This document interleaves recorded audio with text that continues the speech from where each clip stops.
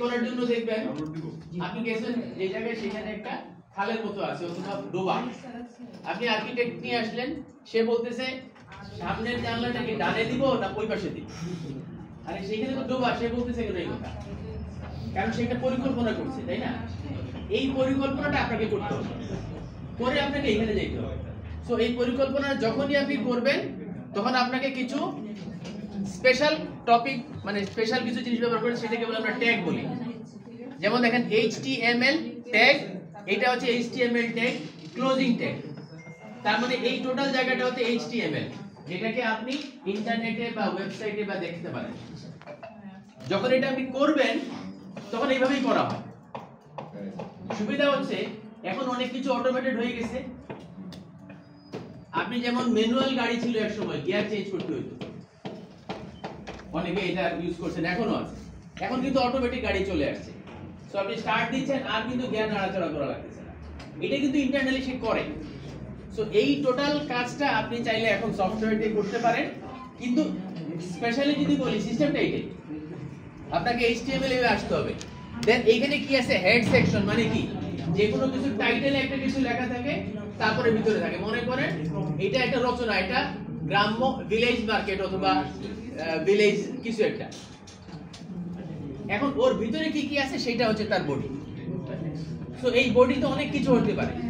So আমার একদম by default, আমাদের বাই ডিফল্ট HTML লাগবে, একটা হেড লাগবে, এইখানে আমি লিখব টাইটেল, স্টাইল, লিংক, মেটাডাটা ইত্যাদি। এখন এই সব জিনিস আমি একবারে বুঝবো না, কিন্তু আমি নিশ্চিত আপনারা সবাই এটা ইউজ করেন, আপনারা প্রত্যেকেই কিন্তু এটা ইউজ করেন। দেখেন এখানে কি কি হেড আছে, হেড সেকশনে কি কি স্টাইল আছে বা কি কি ট্যাগ আছে, আপনারা চাইলে একটু পড়ে নেন, আমি এটা দিয়ে দিব আপনাদের গ্রুপে দিয়ে দিব, যেমন এখানে কি কি আছে দেখেন, টাইটেল আছে, স্টাইল আছে, লিংক আছে, স্ক্রিপ্ট আছে, মেটাডাটা আছে, দেন বেজ আছে। এইগুলো আপনি একবার পড়ে নেন, আমার এখানে ব্যাখ্যা দেওয়া কিছু এটা ধারণা নেই, এটা নতুন মনে হচ্ছে, প্রত্যেকই কিন্তু আমরা এটা ইউজ করি। এরপরে দেখেন বডি সেকশনে কি কি আছে, এখানে একটু খেয়াল করে দেখেন H1 H2 H3 H4, এখানে একটা সুবিধা আছে।